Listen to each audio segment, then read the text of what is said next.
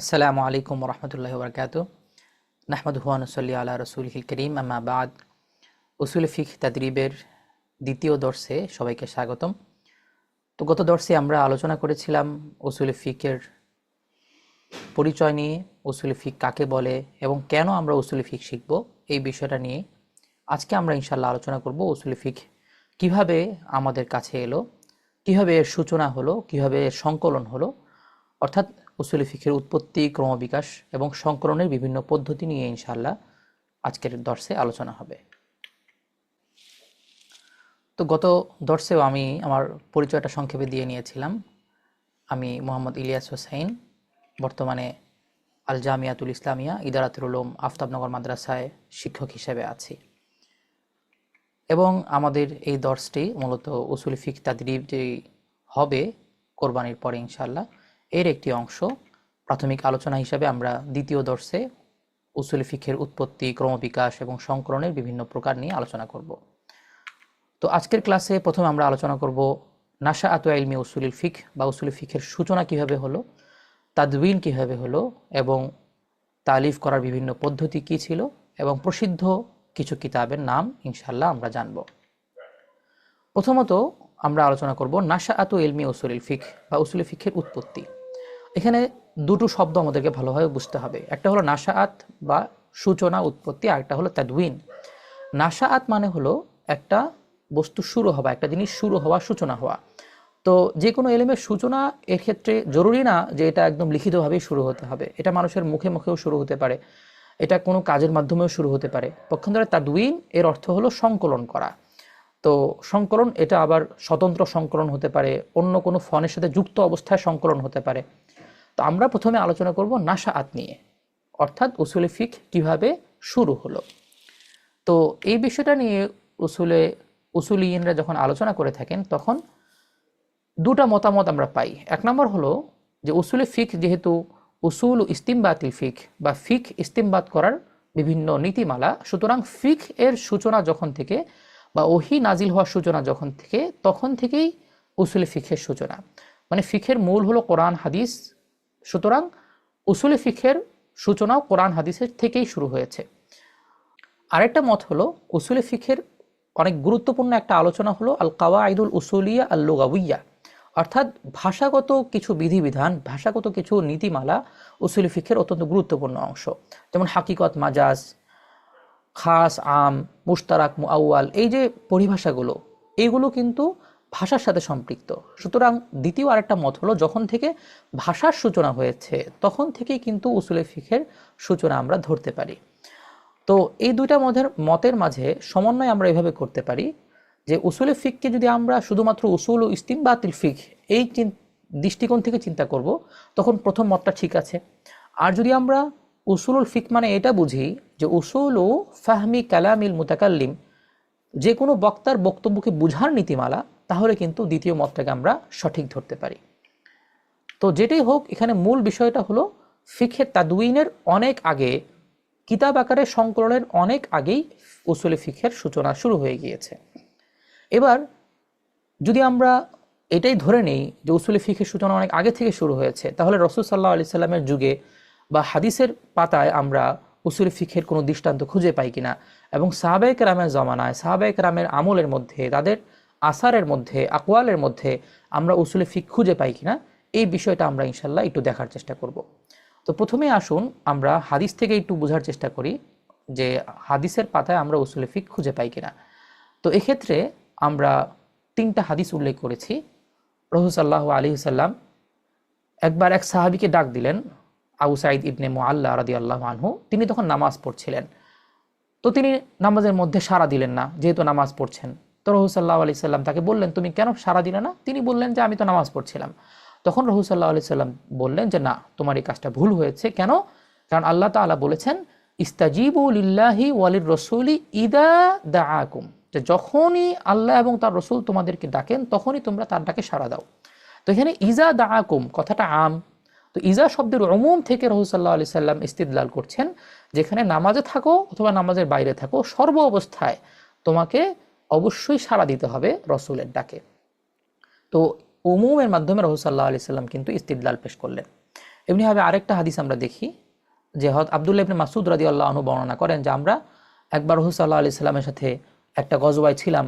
তো সেখানে আমাদের স্ত্রীর সম্ভোগের একটা প্রয়োজন দেখা দিল, কিন্তু যেহেতু আমরা স্ত্রীর থেকে দূরে ছিলাম তো আমরা আবেদন করলাম যে আলা নাস্তাখসি, আমরা কি পৌরুষত্বকে নষ্ট করে দিতে পারি না? তখন রাসূল সাল্লাল্লাহু আলাইহি সাল্লাম বললেন যে না, তোমরা এটা করবে না, বরং অন্য একটা পন্থা রাসূল দেখিয়ে দিলেন।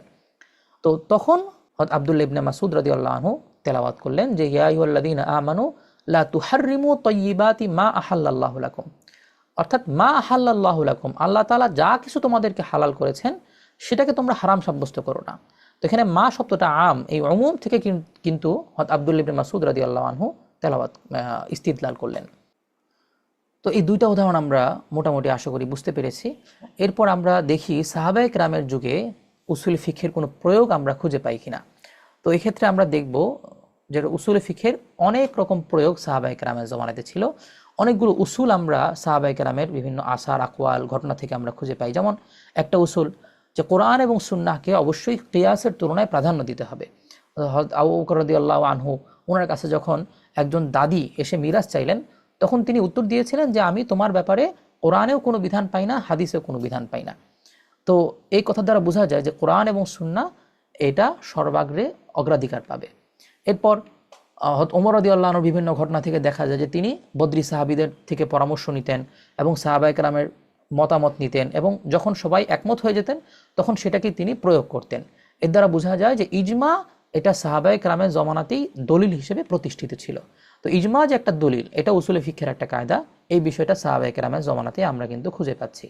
এমনিভাবে নাসেখ মানসুখের যে বিষয়টা, যে আয়াত পরে নাজিল হবে সেটা নাসেখ হবে এবং যেটা আগে নাজিল হবে সেটা মানসুখ হবে।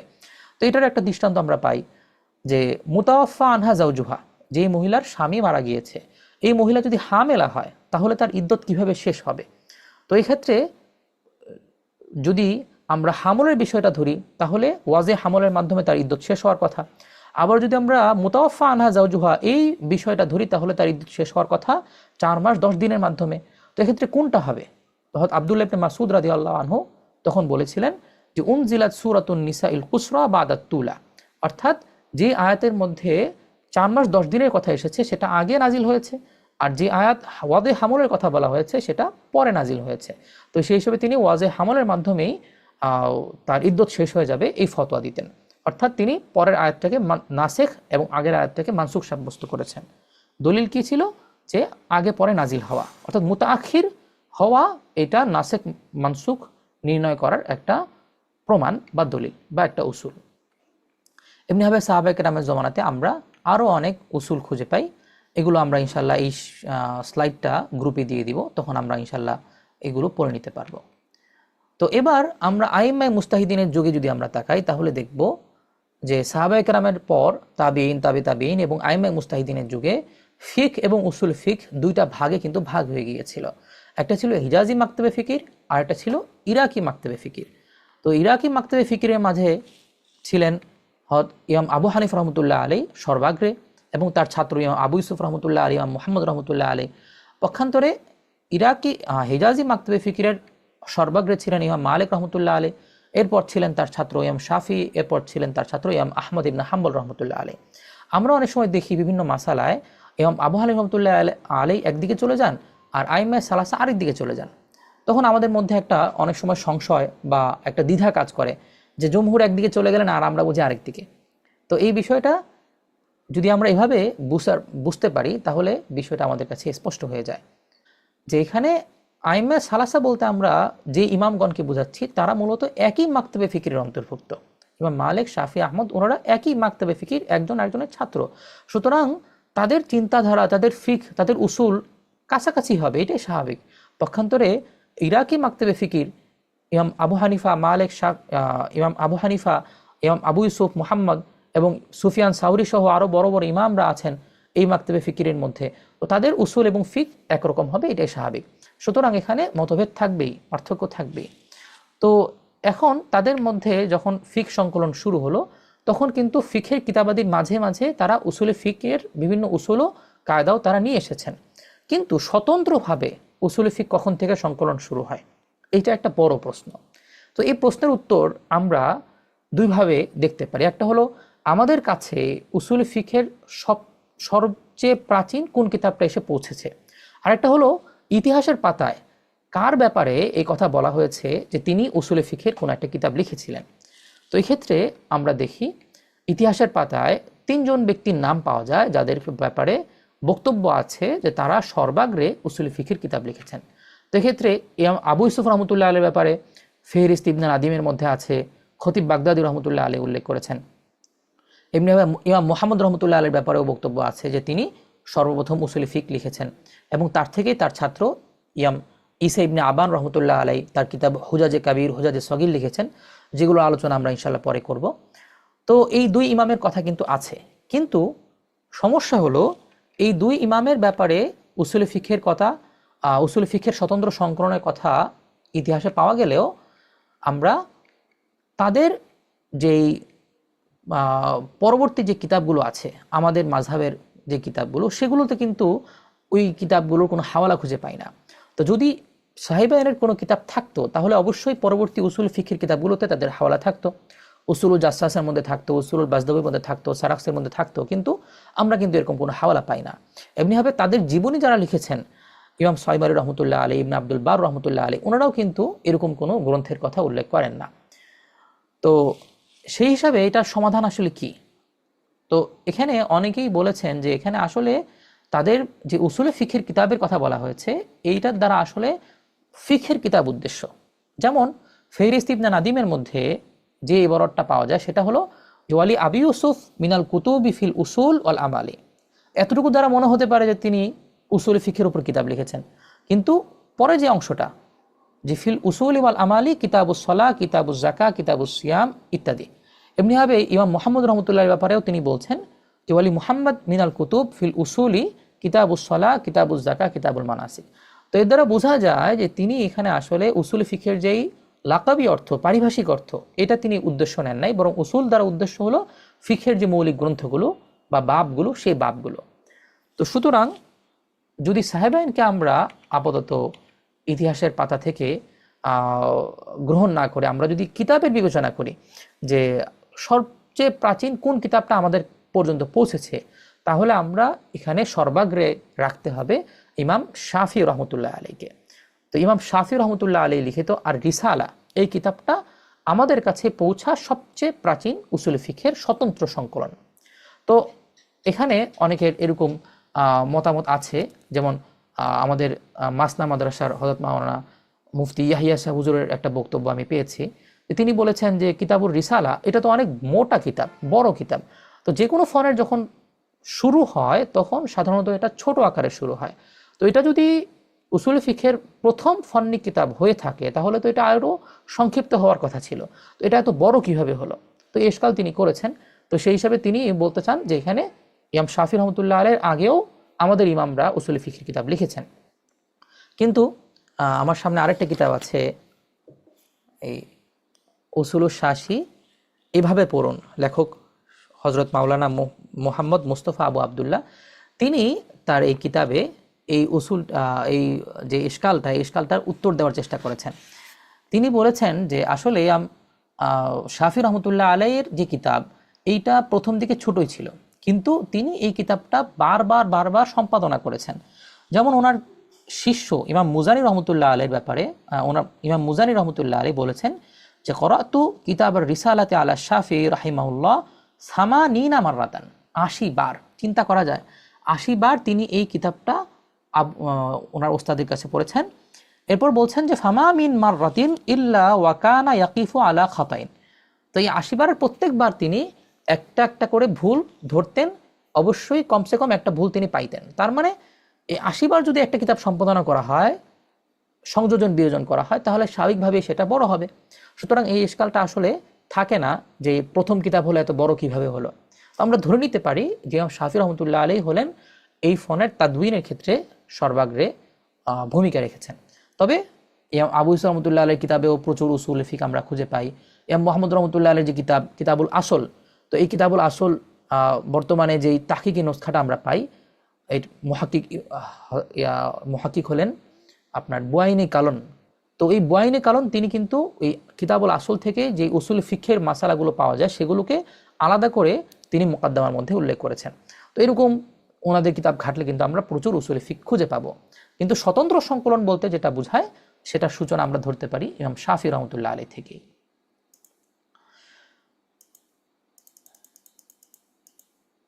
তো ইমাম শাফি রহমতুল্লাহ আলাইহির যে কিতাবুর রিসালা এটা কেমন ছিল এটা আমাদেরকে একটু নজর বুলানো দরকার। এক্ষেত্রে সবচেয়ে ভালো হতো যদি আমরা কিতাবটা একদম সামনে নিয়ে দেখতে পারতাম। যাদের কাছে কিতাব আছে অথবা পিডিএফ যদি আমরা পেয়ে যাই তাহলে কিতাব পিডিএফটা আমরা খুলে একটু দেখার চেষ্টা করব। কারণ ইমাম শাফি রহমতুল্লাহ আলাইহির ব্যাপারে বলা হয়ে থাকে যে তিনি এই উম্মতের মধ্যে যারা মেধাবী ছিলেন তাদের মধ্যে সবচেয়ে মেধাবী যারা ছিলেন তাদের মধ্যে উনি একজন, প্রচণ্ড মেধাবী ছিলেন। তো ওনার যে কিতাবগুলো কিতাবুল ওনার যে ফিকির কিতাব বা অন্যান্য যে কিতাবগুলো এগুলো পড়লে বোঝা যায় যে ওনার লিখনী শক্তি ক্ষুরধার ছিল। এবং ওনার ব্যাপারে আরেকটা বক্তব্য আছে যে ওনার লিখনী শক্তির চেয়ে ওনার বলার শক্তি আরও বেশি ছিল। তো যাই হোক, ইমাম শাফি রহমতুল্লাহ আলাইহির যে কিতাবুর রিসালা যেটা উসুলে ফিকহের সবচেয়ে প্রাচীন কিতাব, সেটার সূচিপত্রের কিছু অংশ আমি এখানে তুলে ধরার চেষ্টা করেছি। সেটা যদি আমরা একটু দেখি তাহলে দেখব যে উনি এই কিতাবের মধ্যে কি কি বিষয় নিয়ে এসেছেন। খুব সংক্ষেপে আমি বলার চেষ্টা করছি। উনি এই কিতাবে আম নিয়ে আলোচনা করেছেন, এরপর খাস নিয়ে আলোচনা করেছেন, এরপর সুন্নাহ এর দ্বারা যা কিছু প্রমাণিত হয় এগুলো নিয়ে আলোচনা করেছেন, এরপর সুন্নাহের গুরুত্ব নিয়ে আলোচনা করেছেন, এমনিভাবে কি কি ফরজ বিধান আছে সেই ফরজ বিধানগুলো কীভাবে সাব্যস্ত হলো ইত্যাদি বিষয় নিয়ে কিন্তু তিনি আলোচনা করেছেন।